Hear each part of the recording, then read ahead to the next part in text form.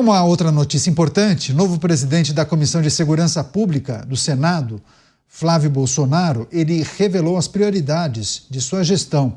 Ele concedeu uma entrevista à TV Senado e aí ele disse que a principal aposta da oposição será num projeto que pode acabar com as audiências de custódia. Segundo o projeto de lei 12.086 de 2022, que aguarda inclusive a definição do relator no colegiado, essa medida só seria válida para os acusados não reincidentes ou que tenham bons antecedentes criminais. Além disso, Flávio também quer que a comissão analise a redução da maioridade penal e aumente as penas de traficantes que utilizem armas de fogo. Bons temas em discussão. Chamar o Cristiano Beraldo. Eu acho que o fim das audiências de custódia é um tema urgente, né, Beraldo? A gente tem trazido muitas notícias relacionadas aos benefícios concedidos àqueles que foram capturados pela polícia, muitos cometendo crimes, e que há um entendimento de integrantes do Poder Judiciário de que aquela prisão não precisa ser efetivada. E alguns, após o trabalho da polícia, acabam retornando aos seus lares. Então é preciso discutir a possibilidade de acabar com esse benefício, né, as audiências de custódia e possivelmente, segundo a informação de Flávio Bolsonaro, debate sobre redução da maioridade penal, que muitos entendem como um tema importante, mas é muito sensível e talvez fosse muito mais difícil avançar com essa pauta. Mas é preciso discutir, né, Beraldo? Sem dúvida alguma. As audiências de custódia, uma invenção brasileira com base num acordo internacional que tem nada a ver com audiência de custódia, acabou servindo para que pessoas que fazem militância a favor de criminosos, pessoas que disseminam uma visão completamente equivocada de que o criminoso é vítima da sociedade e que puni-lo não vai resolver o problema, aí temos essa invencionice chamada audiência de custódia, que coloca na rua pessoas que são presas em flagrante. É isso que eu não consigo entender. Quer dizer, a pessoa comete um crime, ela vai para uma audiência de custódia diante de um juiz, um criminoso, preso em flagrante. E aí o juiz ouve o criminoso e, preocupado com o bem-estar do criminoso, decide colocá-lo de volta nas ruas. E o policial? O policial coloca o seu nariz de palhaço e volta para a rua para poder prender o mesmo sujeito no dia seguinte, cometendo o mesmo tipo de crime. Então, isso demonstra como o sistema brasileiro está completamente doente, porque um país que está sendo dominado pela criminalidade, que está perdendo território para a criminalidade. Olha, essa turma fica aí falando de Rússia invadindo a Ucrânia, que tem que defender a soberania, que isso e aquilo. E no Brasil? Por que eles não olham o que está acontecendo no Brasil? Não há absolutamente nenhuma diferença do que o Putin fez com a Ucrânia, com os territórios que o crime organizado assume em diversas cidades brasileiras, aonde o poder público não coloca o pé, a polícia não chega, a polícia não entra. Então nós estamos diante de um Brasil dominado pela criminalidade. Nós estamos aí, sim, ou já somos um narco-estado, ou estamos caminhando a passos largos para sê-lo. E o que estão fazendo? Nada. Estão propondo medidas como pena justa, Caniato. Então, assim, é enlouquecedor e é fundamental.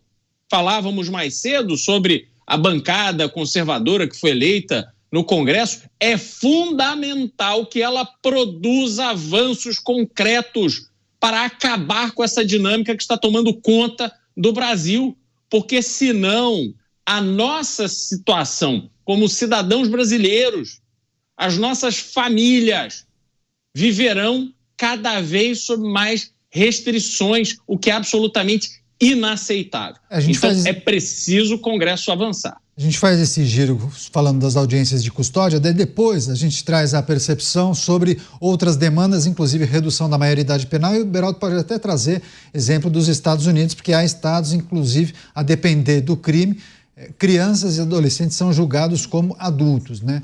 Você, Koba é advogado, além de comentarista e apresentador, é advogado e sempre traz uma percepção de quem é operador do direito e também escuta os muitos relatos, né, de pessoas acerca do que acontece nas audiências de custódia. Primeiro, eu queria que você nos explicasse. As audiências de custódia são utilizadas em quais situações?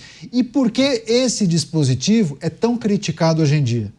Olha, Caniato, a audiência de custódia é uma polêmica, né? Muitas pessoas atribuem à audiência de custódia a injustiça, a liberação de pessoas que deveriam ou não estar presas, enfim. Mas nesse ponto em específico você imagina uma voz dissonante aqui dos meus colegas, porque eu acho que a audiência de custódia é positiva. Primeiro, pelos conceitos legais. Houve uma previsão no Pacto de São José da Costa Rica que a pessoa presa em flagrante deve ser levada à presença de um juiz. Isso foi regulamentado no Brasil pelo CNJ em 2015, criando justamente a audiência de custódia. A pessoa deve ser levada a uma audiência de custódia em 24 horas, de acordo com a atualização que a gente teve na Lei de Execução Penal, sob pena da prisão se tornar ilegal. E aí é importante deixar claro, quando há a necessidade legal da audiência de custódia? Quando há uma prisão em flagrante. Qualquer pessoa do povo pode prender em flagrante. Os policiais geralmente prendem em flagrante, principalmente polícia militar. Mas só um juiz pode tornar essa prisão em flagrante uma prisão preventiva. E para que isso aconteça, é necessário que haja respeito aos requisitos da prisão preventiva. Risco ao resultado útil do processo, risco à ordem pública, a risco da pessoa fugir, são alguns requisitos da prisão preventiva. E como acontecia antes da audiência de custódia? A pessoa era presa em flagrante e ficava dias, semanas, meses, às vezes muito tempo, com um pedido lá engavetado numa fila de pedidos para um juiz analisar se aquela prisão em flagrante, que já estava há muito tempo acontecendo, seria ou não convertida em prisão preventiva, que de fato já estava acontecendo, porque a pessoa já estava presa há muito tempo. Hoje, como é que isso acontece? Em 24 horas o juiz já decide se essa prisão, que em flagrante pode ser uma prisão em flagrante legal, pode estar tudo de acordo com a lei, mas que não se justifica se manter em prisão preventiva. Então, o que houve foi só um encurtamento. Se a gente acabar hoje com a audiência de custódia, esses pedidos de conversão continuarão sendo analisados pelos juízes e essas pessoas que são soltas na audiência de custódia serão soltas posteriormente do mesmo jeito. A questão é só o prazo. Em vez de ser em 24 horas, vai ser em dias, semanas ou meses, a depender da velocidade de cada vara criminal. Ou seja, eu acho importante que exista. A lei fala que isso deve acontecer em situação de prisão em flagrante, mas o judiciário começou a inovar e até em alguns casos de prisão preventiva mesmo, que é cumprimento de mandado, alguns juízes já têm atribuído também a execução da audiência de custódia. E eu acho que isso é bom, inclusive para policiais. É claro que muitos deles se sentem frustrados de prender em um dia e essa pessoa não ter lá os requisitos para justificar a prisão em flagrante preventiva dela, e aí ela é solta. Então eles se sentem frustrados de prender em um dia, a pessoa no outro dia já está solta. Mas muitos deles são acusados por essas pessoas de tortura, de violência, que não acontecem, são invenções. E quando isso é dito numa audiência de custódia, dentro do prazo de 24 horas, o juiz tem a oportunidade de falar, tem tortura? Então vai fazer um exame de corpo de delito. Se você está alegando que teve tortura de ontem para hoje, tem alguma marca no seu corpo. E aí isso começou a diminuir muito também, essas acusações falsas. Porque antes ficava essa acusação feita só no papel, só nas manifestações das pessoas, e aí isso poderia ou não ser comprovado através de testemunhas, não tinha prova em favor do policial que era injustamente e ilegalmente denunciado. Então isso também foi um ponto positivo nesses últimos anos em favor dos policiais. Então eu sou a favor, acho que é positivo a existência da audiência de custódia. Estou recebendo o pessoal da rádio agora, o fim das audiências de custódia em destaque nessa análise, inclusive esse tema deve avançar na Comissão de Segurança Pública do Senado. O Beraldo certamente quer fazer uma colocação, um contraponto ao que disse o Koba, antes de passar para o Dávila. Vai lá, Beraldo, passa para o Koba depois e aí o Dávila fecha. Não, rapidamente, Koba, o problema é que dois errados não fazem um certo. A imagem da polícia é atacada diariamente por, inclusive, instituições oficiais, por parte da imprensa, manifestações que vão às ruas pedir o fim da polícia. E você tem, de outro lado, pessoas que são presas, bandidos que são presos, cometendo crimes, são presos em flagrante e são soltos em 24 horas e saem de lá com a convicção de que o crime compensa, porque voltam a cometer o mesmo crime ou crimes diferentes no dia seguinte. Essa profissão que parte da população brasileira adotou, que é cometer crimes no país em que o crime compensa, é estimulado por essa roleta aí, essa porta giratória que a pessoa entra, é presa, vai na audiência de custódia e é solta, vai dormir em casa. Então, você cria uma dinâmica completamente nociva ao próprio combate ao crime e à noção de que o Estado pune aquele que comete crime. Nós podemos discutir a legislação, mas soltar pessoas presas em flagrante cometendo crime, para mim, é completamente absurdo e é parte do grave problema que hoje a sociedade brasileira enfrenta. Agora, vou passar para o Kobayashi arrematar, mas várias pessoas perguntando por que o percentual de presos que são liberados pelos juízes é tão alto. Justamente porque a regra é que a pessoa esteja solta. Eu sei que é muito difícil de enxergar isso, né? Principalmente num senso de injustiça tão grande que a gente tem, de descrédito do judiciário, das punições, essa certeza, principalmente por parte dos criminosos, de que o crime compensa. É muito difícil você enxergar de que uma pessoa presa em flagrante ou até mesmo presa preventivamente, ela não está presa para ser punida.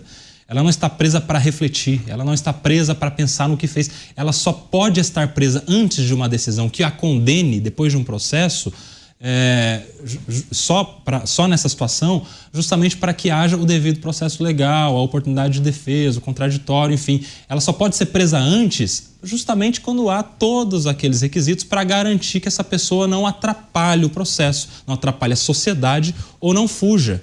Essa é a dificuldade que a gente tem de entender que essas prisões, seja em flagrante, seja preventivo, elas não são prisões para punir, elas são exceções quando as pessoas têm indícios de que podem atrapalhar o processo, corromper testemunha, corromper prova, sumir com documento, sumir com um celular, com um computador, fugir do país, continuar cometendo crimes, estupradores, por exemplo, pessoas que têm condições até psicológicas que a colocam numa situação de criminosos contumazes, estelionatários também têm essa característica. Enfim, quando as pessoas não têm essas questões todas que a coloquem numa situação de prisão preventiva, elas devem estar soltas, porque a regra é que estejam soltas até que haja uma decisão condenatória com trânsito em julgado. É por isso que eu critico muito a prisão do Mauro Cid, do Anderson Torres, do general Braga Neto. Eu acho que o Bolsonaro não tem que ser preso em hipótese alguma, justamente porque essas pessoas não merecem nenhum tipo de prisão preventiva. É a exceção. Por isso que eu critico muito, por exemplo, no caso dos presos do 8 de janeiro, que não foram submetidos a essa audiência de custódia